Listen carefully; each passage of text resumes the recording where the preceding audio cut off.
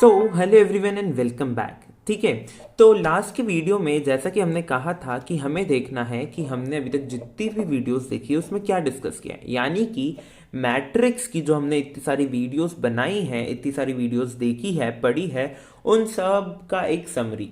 ठीक है, तो ये वीडियो थोड़ी बड़ी हो सकती है बट इस वीडियो में हम पूरा मैट्रिक्स चैप्टर कवर करेंगे। ठीक है, स्टार्ट करते हैं।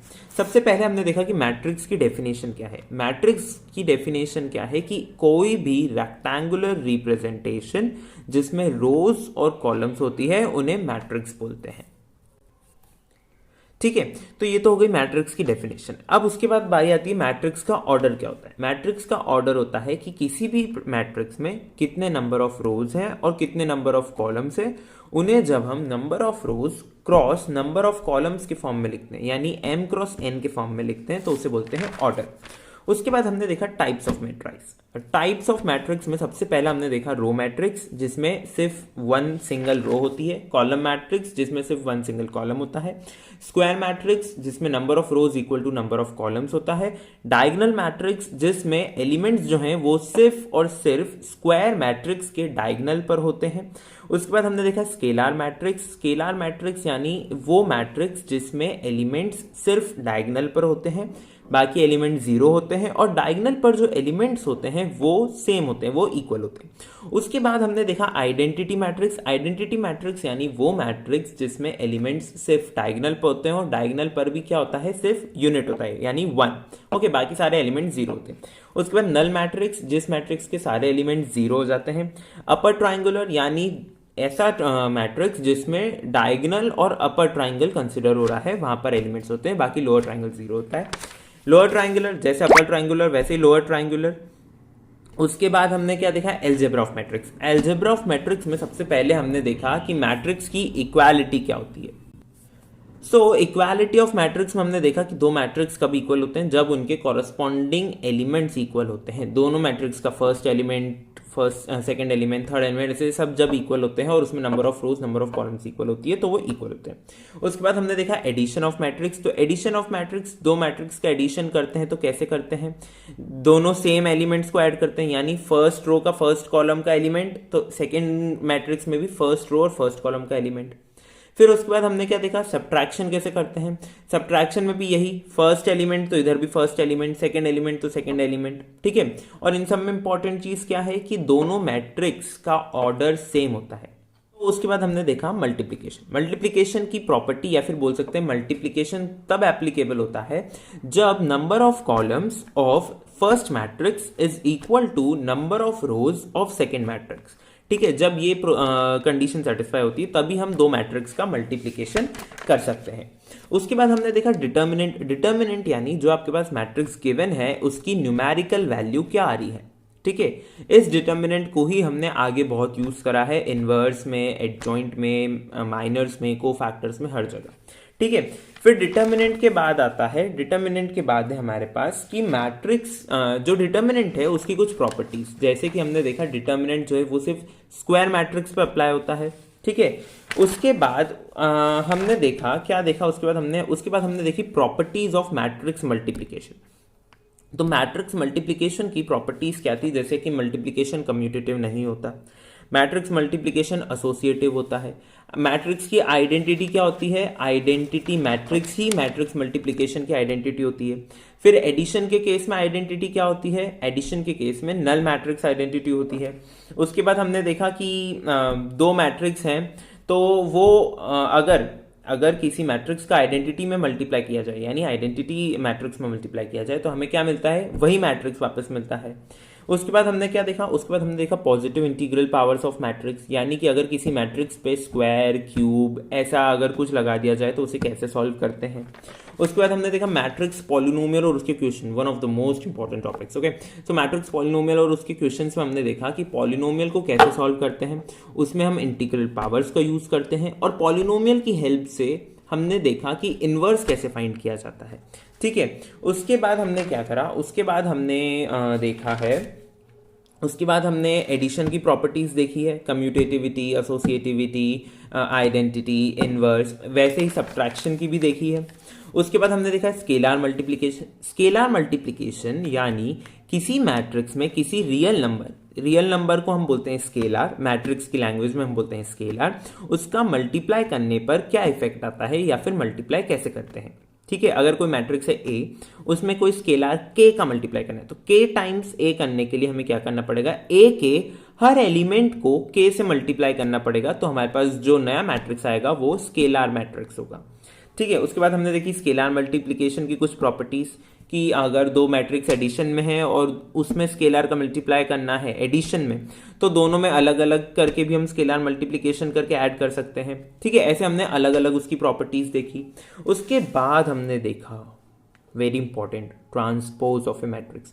ट्रांसपोज ऑफ ए मैट्रिक्स क्या होता है, ट्रांसपोज ऑफ ए मैट्रिक्स होता है कि अगर आपके पास कोई मैट्रिक्स गिवन है, उसका ट्रांसपोज निकालना है तो उसमें रोज और कॉलम्स को इंटरचेंज कर देते हैं। यानी कि जो आपकी रोज है, रोज यानी जो हॉरिजॉन्टल है, जो लेटे हुए हैं, उन्हें हम ऐसे स्टैंडिंग पोजीशन में लिख देते हैं, और जो स्टैंडिंग पोजीशन यानी कॉलम्स हैं उन्हें हम स्लैंटिंग या हॉरिजॉन्टल पोजीशन पे लिख देते हैं।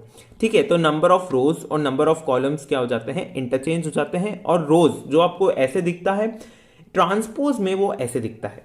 ठीक है, फिर हमने देखी ट्रांसपोज की कुछ प्रॉपर्टीज, जैसे ट्रांसपोज का ट्रांसपोज वही मैट्रिक्स वापस मिल जाता है। ठीक है, फिर हमने और क्या देखा, हमने देखा है उसके बाद स्क्यू सिमेट्रिक और symmetric matrix. Skew symmetric symmetric matrix क्या थे कि अगर कोई मैट्रिक्स का ट्रांसपोज उसी मैट्रिक्स के बराबर आ जाए तो वो जो मैट्रिक्स है वो सिमेट्रिक मैट्रिक्स होता है, और अगर किसी मैट्रिक्स का ट्रांसपोज उसके नेगेटिव ऑफ मैट्रिक्स से आए तो वो स्क्यू सिमेट्रिक होता है। उसके बाद हमने इसकी भी कुछ एग्जाम्पल्स और प्रॉपर्टीज देखी। हर वीडियो में, हर टॉपिक में हमने एग्जाम्पल्स देखे हैं, हर टॉपिक के साथ मैंने नोट्स दिए हैं, हैंड रिटन नोट्स मैंने खुद ने बनाए हैं, ये आपके सामने हैं, इन्हीं का मैंने फोटो खींच के आपको भेजा है। ठीक है, उसके बाद हमने क्या देखा, सिंगुलर मैट्रिक्स क्या होता है। सिंगुलर मैट्रिक्स क्या होता है, अगर किसी मैट्रिक्स का डिटर्मिनेंट जीरो बन जाए तो वो सिंगुलर मैट्रिक्स है, और अगर डिटर्मिनेंट नॉन जीरो हो तो वो नॉन सिंगुलर मैट्रिक्स है। उसके बाद आ जाता है minors, cofactors and adjoint. Okay, so minors, cofactors और एडजॉइंट। अगर आपको माइनर निकालना आ गया तो कोफैक्टर आ गया, और अगर कोफैक्टर आ गया तो एडजॉइंट आ गया, और एडजॉइंट आ गया तो इनवर्स आ गया। ठीक है, ये चारों एक दूसरे से जुड़े हुए हैं। तो माइनर्स कैसे निकालते हैं, माइनर्स का कुछ नहीं करना होता है आपको, आपके पास कोई मैट्रिक्स गिवन होता है, उसके हर एलिमेंट्स का माइनर्स, कोफैक्टर्स, एडजॉइंट क्या करते हैं, हर एलिमेंट के निकलते हैं। Minor of element A11 A12, ऐसे ही cofactor of element A11 A12। तो कोफैक्टर क्या होता है, कोफैक्टर होता है -1 to the power i plus J aij। ठीक है, ए यानी small A, okay, sorry aij नहीं mij, ओके, mij यानी माइनर ऑफ aij। तो i और j क्या होते हैं, i और j होता है कि आप कौन सी रो और कौन से कॉलम की बात कर रहे हैं। और -1 की पावर, तो -1 जब भी इवन पावर में होगा तो हमें कोफैक्टर जो माइनर है उसके इक्वल मिलेगा, और जब भी -1 ऑड पावर में होगा तो हमें जो कोफैक्टर है वो माइनर के नेगेटिव साइन से मिलेगा। ठीक है, उसके बाद हमने क्या देखा, उसके बाद हमने देखा कि एडजॉइंट क्या होता है। एडजॉइंट क्या होता है, एडजॉइंट होता है कोफैक्टर्स के मैट्रिक्स का ट्रांसपोज। ठीक है, कोफैक्टर के मैट्रिक्स का ट्रांसपोज। आपको कोफैक्टर आता है तो उसका आप मैट्रिक्स बना लेंगे, उस मैट्रिक्स का जब आप ट्रांसपोज लेंगे तो आपको क्या मिलता है, एडजॉइंट मिलता है। और एडजॉइंट की हमने एक 2x2 मैट्रिक्स पर ट्रिक भी देखी है। ठीक है, उसके बाद हमने देखा कि एडजॉइंट की एक थ्योरम देखी, और उसके बाद हम आए इनवर्स पे। Most important topic of this unit is inverse, how to find inverse. ठीक है, इनवर्स में सबसे पहले हम क्या चेक करते हैं कि किसी भी मैट्रिक्स का इनवर्स एग्जिस्ट है, करता है कि नहीं। एग्जिस्टेंस कैसे चेक करते हैं, ध्यान से सुनिए, एग्जिस्टेंस कैसे चेक करते हैं, एग्जिस्टेंस चेक करते हैं कि उस मैट्रिक्स को सिंगुलर बताया जा सकता है कि नॉन सिंगुलर। ठीक है, यानी कि उसका डिटर्मिनेंट जीरो है कि नॉन जीरो। अगर नॉन सिंगुलर है तो ही इनवर्स एग्जिस्ट करता है, वरना इनवर्स एग्जिस्ट नहीं करता है। उसके बाद हमने इनवर्स की कुछ थ्योरम्स देखी। थ्योरम्स देखने के बाद हमने कुछ रिजल्ट्स देखे, जैसे कैंसिलेशन लॉ, रिवर्सल लॉ, और बहुत सारे अलग अलग रिजल्ट्स देखे हमने।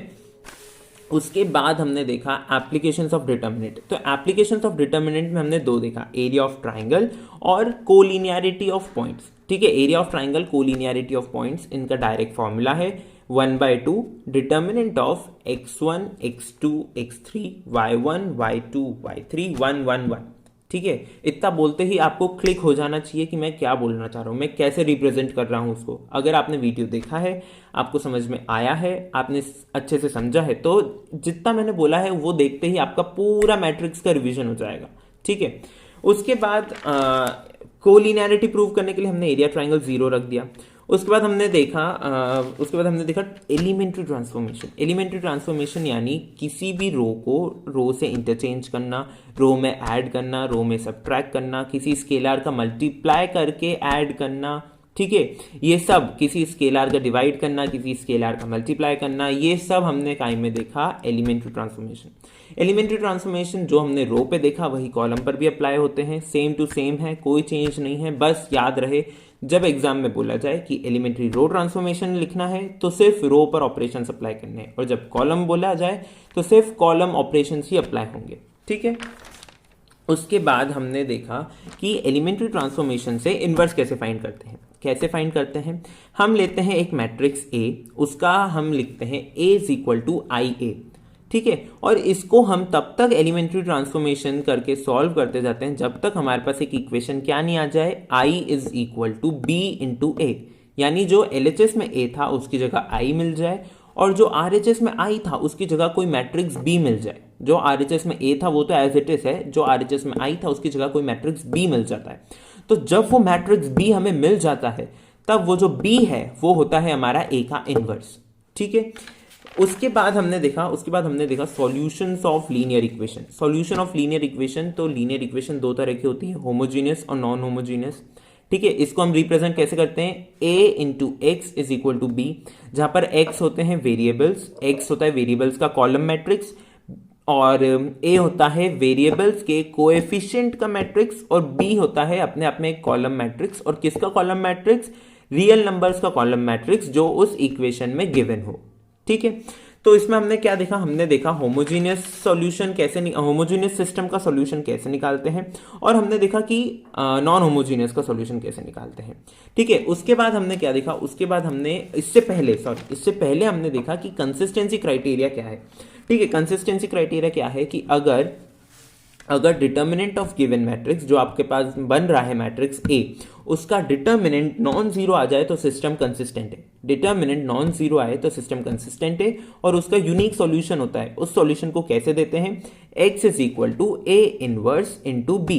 ये था हमारा नॉन होमोजीनियस में, याद करिए सॉल्यूशन ऐसे ही निकालते हैं नॉन होमोजीनियस में। ठीक है, क्योंकि यहां पर हम A इनवर्स फाइंड कर पाते हैं, डिटर्मिनेंट नॉन जीरो आता है तो A इनवर्स फाइंड कर सकते हैं क्योंकि नॉन सिंगुलर मैट्रिक्स होता है। ठीक है, उसके बाद बात आती है अगर डिटर्मिनेंट जीरो हो गया, तो डिटर्मिनेंट जीरो अगर हो जाता है तो सिंगुलर मैट्रिक्स बनता है। उसमें दो केसेस अराइज होते हैं। ठीक है, उसमें हमें कंसिस्टेंसी चेक करने के लिए क्या करना पड़ेगा, हमें निकालना पड़ेगा adjoint of A into B. अगर adjoint of A into B equal to zero आ गया, यानी इक्वल टू नल मैट्रिक्स आ गया, तो आपके पास इनफाइनाइट मैनी सॉल्यूशंस होते हैं और सिस्टम कंसिस्टेंट होता है।